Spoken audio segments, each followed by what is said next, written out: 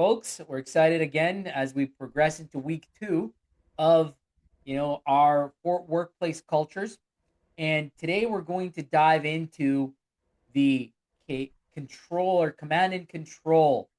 This is our second culture that you'll see in most businesses and organizations. And I want to start with a question that I want you to answer honestly. And I want you to answer this in your heads, obviously, right? But I don't want you to answer it like in the way that you wish it was. I want you to answer it in your head the way it actually is today, like how it actually is in your organization today. And I know some of you may not have teams directly with you, but think of the broader organizations. I know some of you are solopreneurs that are plugged in to other larger organizations and teams. So maybe think of it in that context. Okay. So when something goes wrong in your organization today, a missed deadline, a customer complaint, a dropped ball somewhere, what does the team do first? Think about that. What do they do first? Do they come to you immediately for direction?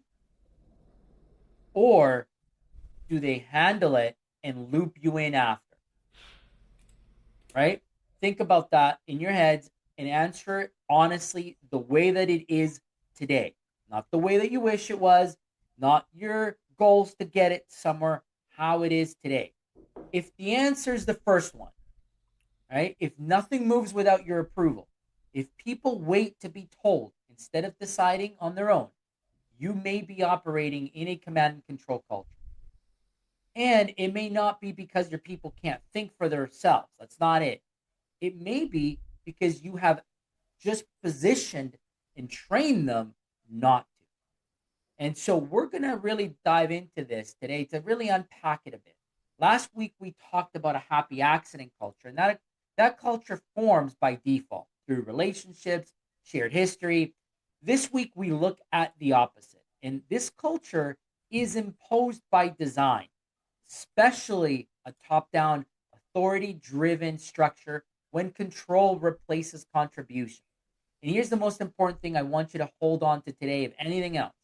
Command and control is not always chosen deliberately. Most leaders who run it didn't set out to build this culture of fear, okay? They set out to build a culture of standards. The difference between the two is how it tips and what we're here to truly understand today. So what you find is that most leaders will actually go in to this culture trying to set high standards. And because they're trying to set high standards, it actually ends up feeling and living in control and command. And it's not the true design. Like the individual, the leader, didn't set out to be that way. How many of us have hired experienced managers and they come in and all of a sudden everybody's like, this guy's a jerk. He's telling me what to do all the time. He's not trying to be that way intentionally, or so he may be trying to be that way intentionally, but it's because he doesn't understand what people can or cannot do on their own. So he's going to go with what is organic and natural to this person, and that's to set a top-down standard. Now, this environment, again, it's authority, it's centralized, and decisions flow from senior leadership, and the expectations of the workforce is quite clear. It is to be obedient, not contribution. It's all about obedience. Three things define it, okay? First, it's centralized authority. Decisions, large or small, require approval from the top. And that's one complete owner killer. It's a complete owner time killer because you're at the top trying to micromanage tiny decisions. So that's the first thing that you're going to find. Autonomy is limited for non-existent. And second is compliance as the standard. People are measured by whether they follow the rules, not whether they contributed. So you hear that message is you're actually measuring just obedience, not necessarily true output. And the third, fear as the motivator. Consequences for non-compliance drive behavior more than the purpose or pride in work. Now, here's the part most people do not expect. Command and control cultures are rarely built by bad leaders. They're generally not bad, Okay. They're built by leaders who grew fast and couldn't let go of control as the team expanded, and leaders who had painful experience with an employee had too much autonomy. So, by experience, they have fallen into this trap. And leaders who come from industries where hierarchy is the norm, leaders who believe that structure and standards require centralized control. These are leaders who confuse accountability with authority, and then it turns onto the other. So every leader starts with standards. We can all understand that message. And standards are healthy. The tipping point happens when enforcing the standards become more important than developing the people. And when the message, spoken or unspoken, becomes do it my way or there are consequences. Now, that culture shifts from discipline to fearful very quick. And so you have to know what's the blurred line? When does it tip over? And most leaders never see that tipping moment. And that's where this culture can be dragged for far too long. And the team feels it long before the leaders do. So it's important that if you're operating in that, you have to understand how it may be impacting your staff, and you may not even be aware of it today. So, to be honest with you, there are environments where this command and control is not just appropriate, but it is necessary. And I've said this before: emergency services, military operation, or any high risk environment where safety is up the most. These situations require clear chain of command and zero deviation from protocol, because the difference could literally be life or death. So that is understood. But for everyday growth focused businesses in any organization where you need people to think, contribute, and genuinely care, the command and control culture will destroy the conditions that produce organic results. Okay. Now, what happens is the fundamental problem: you cannot compliance your way to excellence. And as much as I'm a big believer of excellence and compliance, okay, I myself find myself really having to understand where is that tipping point. Now I've been doing this for a long time, and so I can understand where I have to, by design, go into control and command. And I can switch right out of it when we're done with the mission. But there's time and place for it. And so the difference is that most people just don't know when to switch out. And then they get stuck living in it. And what happens is that you kill all the best ideas in your team. And then all of your people, they will not tell you when something's going wrong. In fact, they will tuck it under the carpet and hide it from you. They will not stay when something better comes along as well. Okay. And the best ones, the ones with real options, always find something better along the way. So you want to be mindful of this because there are 6 warning signs. So write this down. Again, even if you're a solopreneur, it's important so that you understand maybe the culture organization that you're working in today. So I want to walk you through these 6 warning signs. And as I name each one, think honestly about whether you have seen this in your company in the last 90 days. All right. Warning sign number 1: decisions wait for you. Nothing moves without your approval. Small routine decisions, they don't move. Your team is fully capable of making them, but they sit idle and wait. Your team has learned that acting without permission is risky, so they just don't. So that is a very live one, and one that I see a lot. Probably the most one that I see. Like that is the one that is most common. Warning sign number 2: people bring people stop bringing problems. You find out about issues well after they become into crisis mode. Not because your team is hiding things maliciously, but because what happens is that the culture has taught them that raising problems leads to consequences and not solutions. So what do? They just keep it quiet. They tuck it away, sort of like that kid that you might have at home that, rather not tell the parent that they did something. And then when the parents find out, it's even worse, right? So, these are sort of very similar symptoms. Sign number 3, or signal number 3, is ideas die before they're spoken. You ask for input and the room goes quiet. Everybody's afraid to speak. Nobody wants to raise their hand. because speaking out loud is a hedge. And they've learned that honest creativity and thinking has maybe positioned people underground. So they don't speak, they stay quiet because when people have spoken, it is met with criticism.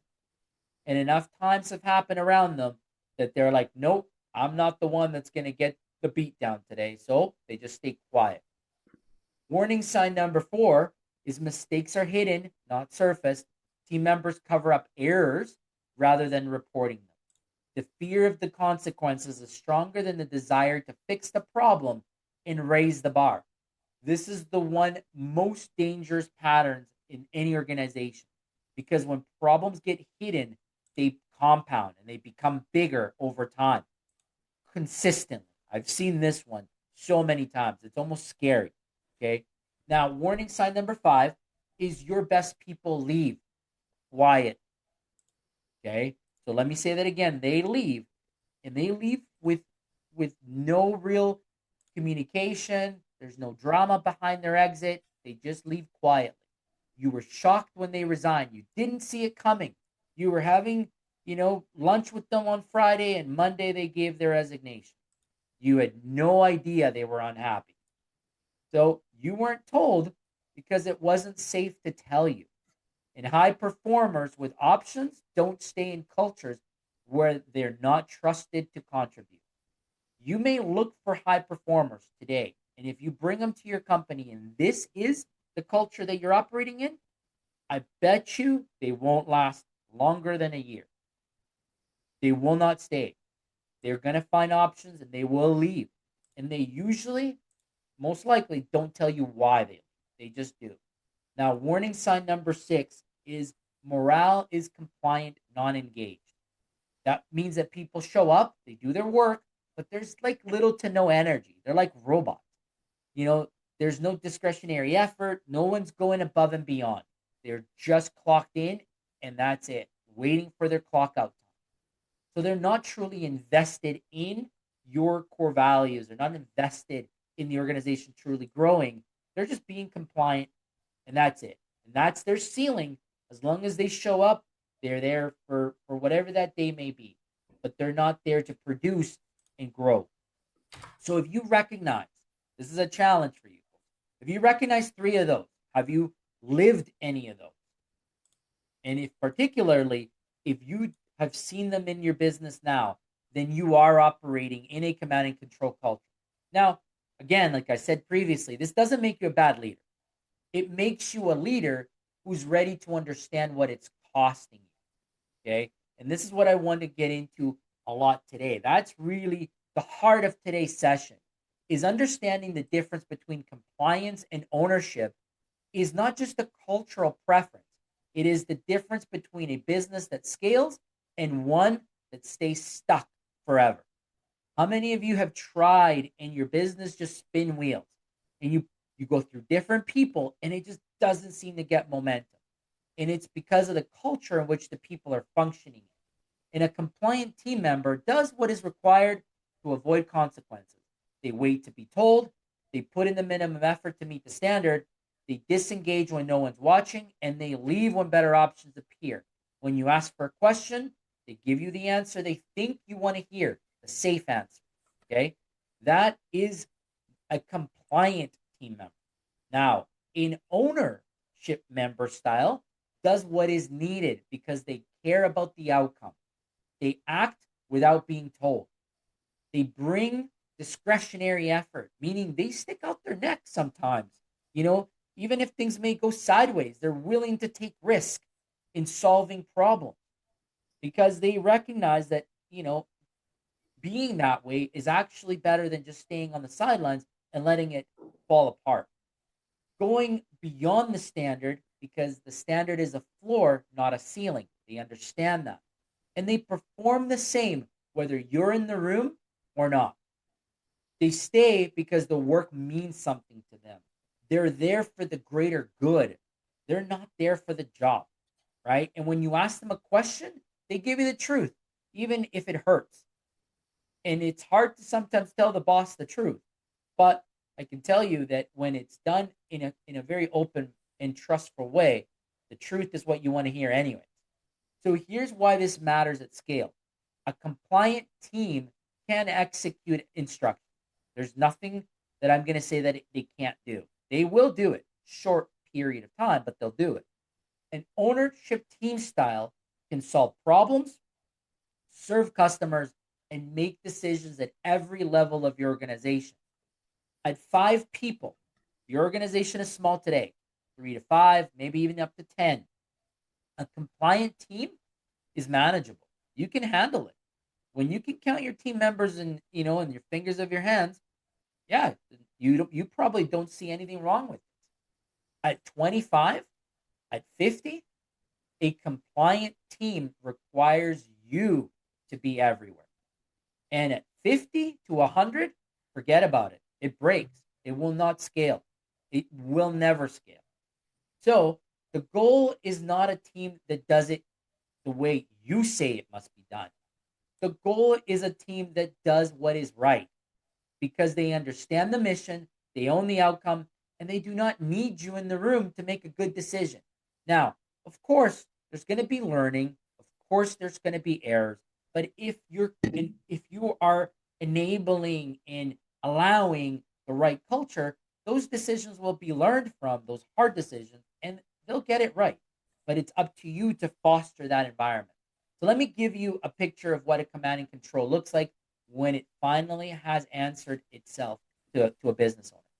A light manufacturing company, customs fab, 38 employees across 2 shifts. Okay. The owner had built the business from zero. Quality was high standards. Customers were loyal, and he was involved in every decision. He believed that involvement was the right thing and things ran well. So he, again, saw nothing wrong with it. Then he needed to step back for 8 weeks, had a health issue. Unforeseen, for the first time, he was away from his business in years. Now, some of you have experienced this in the room. And here's what happened in those 8 weeks. The shift supervisors scaled every non-routine decision. They had no idea how to answer. None of them felt authorized to act. So his phone continued to blow up, even though he wasn't feeling well and he was dealing with a medical situation. Two key employees couldn't handle it because they didn't know what to do, so they quit. Okay? They'd been waiting for an opportunity to leave, and this felt like finally the right moment because it just what was nothing required from them. They had better options. An equality issue emerged that the team had known for about a few months, but they never raised their hand. They never raised it as an issue. And when the customer communication fell apart, nobody knew who was empowered to respond. They just pointed fingers. So after about the 9th, 10th week, when the owner came back, he discovered all this. Like he saw it. And his team had learned over years that decisions only belong to the owner. So they just did what they naturally would do, and they stopped making them. His control hadn't protected the business. In fact, it had made the business dependent on his presence. Some of you have gone through this. Some of you are probably living in it today. So I want you to visualize that pain and that experience and understand that if that's you today, it's okay. We have a path out, but just don't be fooled by what you are actually in and what you're building. Don't confuse that for quality or for a good, healthy work culture. Because this particular owner, he thought he was building a culture of high standards and that he'd actually built a culture that was helplessness. That was the truth. The people were not incapable. They were just under-trusted. And that is one of the most expensive line items in the command and control culture because it is the capacity of your people never developing that caused this to them never to get a chance. And moving away from this controlling command and control culture is not only about removing accountability, it is about replacing fear with trust and compliance with ownership. These 3 moves are the next moves that if you're in this today, it's okay. Like this is what you need to go do to get out of it. So I'm going to give you the blueprint. These are the 3 steps that you can easily put in your business tomorrow. It's nothing crazy. So I'm going to give you move number 1. Name one decision you will stop making. Identify one category of the decisions that your team should be making that you are currently making. Delegate it and make sure that it sticks. Tell them it's theirs and don't take it back. When the problem breaks and when they don't know, you tell them to go figure it out. Now, this is not for you to just dump it on somebody. This is the beginning of developing their judgment and trusting them. So feel comfortable in letting go of something. And if you're one of those that is unsure of what to give up, then give up something easy, something that won't break your business and something that is not going to keep you up at night. You know what those tasks are. They're the ones that annoy you. They're the ones that you feel somebody else should be doing anyways. So go pick one of them and delegate that down. Okay. Move number 2, ask before you answer. When a team member brings you a problem, resist the instinct to give the answer. Okay. Ask first. Maybe a simple question like, what do you think we should do? And then close your mouth. Just bite your tongue and listen. So much more can be achieved by listening than by answering. Coach the individual if you need to override, but be genuine. Okay. You're training ownership, one conversation at a time, but resist the urge to give the answer. Once you give the answer, friends, you're done. Now you're back to giving the answers for forever. So just ask, always ask as you're developing people. Okay. Here's your third move. Make it safe to surface problems. Encourage them. The command and control cultures hide problems. Intentional cultures surface them early. You walk right into the problems. Be the bison and go into the storm. Do not be scared of it. Okay. In your next meeting, in your next team meeting, I want you to say this explicitly. I want to hear what's working and I want to hear what we're doing wrong. I want you all to understand that there are no wrong answers. Then respond without getting defensiveness. Regardless of what you hear, okay, that single moment will send a clear signal that changes are required and people are now required and will be asked to be involved. So just be open and transparent with them. Just be like, hit me with it. What's working? What's not working? I genuinely want to know.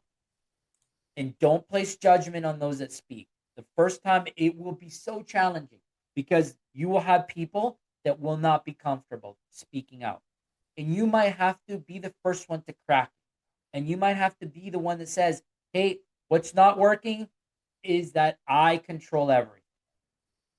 The fact that you would say that in a room with everybody there will allow those to hear it and be open to criticizing that next, what's not working issue. And they'll be able to share it. So remember that you're trying to motivate. And when motivation comes from compliance and fear instead of genuine engagement, the people stop contributing. So they just go through motions. They become like robots. And the best ones, like I said earlier, the ones with options, they will leave. And if this is your culture now, again, like I said earlier, it's not judgment. It's just the starting point, and identifying it was the first step. Then, once you've identified it, now you have no excuses. Now you need to go change it, though. Now you need to get to work. Staying idle and doing nothing makes you just as, as part of the problem as everybody else that's not contributing. So this is week 2. 4 cultures as we talked about. We have one target, and that's getting to the right culture. Now as we're moving through week by week, you're getting clear on where you sit. Now, those of you that are on part of our community, we have a worksheet. That worksheet is in the community. It has a self-assessment. I want you folks to go complete it. Don't just show up to the call or listen to the call. Go do the assignment. The assignment will actually help you so much more because you'll do it at your own pace. You get to sit there and understand where you actually are. You can answer the questions genuinely, okay? Because next week, as we go into the chaotic culture, the one that I see cause the most pain in growing businesses with no clear structure, always competing priorities, and leaders saying and doing different things, sending mixed messages where the teams burn out trying to figure out what winning looks like, right? That's week 2. And so if it's week 3, and if week 2 is all about control, week 3 is about not enough. So it's important that we go through the worksheet so that you understand the path that we're building. And that is getting to the intentional culture. So that's what we had for the team today. And Willie, I'll pass it back to you. Yeah, so definitely the culture piece. We've been talking about this quite a bit lately, and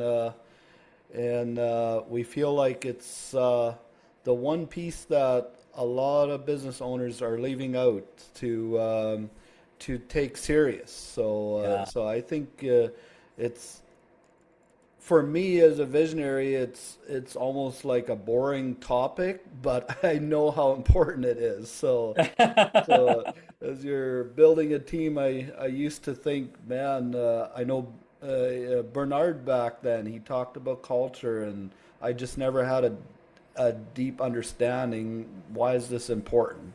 And so I think that's the piece. What I would say is, if you haven't really thought about it much, it's something to take very serious actually as you grow a team. So it's funny, like as you mentioned that, right? Now think about now in retrospect, if you're starting from scratch, what would you do differently now, Willie? Because you said like as I was building, I didn't care, but what would you do now? Yeah, yeah, and that is just the piece of having your vision built out with the core values and aligning your people with that culture fit model, right? So that's my number one go to, and and then also keep having those conversations around that, having those one-on-one check-ins, right? Yeah, yeah. Having the consistency to check in and giving people the opportunity to be open, be transparent, be vulnerable. Again, we're humans. We gotta realize that we're not robots here. And we're gonna go through ups and downs. But when we support each other, when we collaborate together and we build together, and we're working towards a common mission, it's a game changer. Like people actually are fired up to do the right thing, and it's not because of fear. Like if you're trying to do it because of fear, it's not the right avenue. Now, if your business is broken today, if you have a whole bunch of really bad core value fits, if you don't have the right processes in your business, you may need this culture. Like you might need it as you're doing a retool and a cleanup. I've done it. In fact, I've done it recently. I will go into one section of a business if I need to, and I'll do a command and control culture in this setting, in this group, while the rest doesn't, they get full autonomy. Because if they show me that they're broken because of XYZ reason, then I got to go in and find out why. And while I'm understanding the why, I need to see everything and be exposed to some of, you know, the tough conversations and the tough environment. But as soon as you plug in and you get the right people, your people get re-engaged again, bam, now we get out of the way. I certainly am not a micromanager.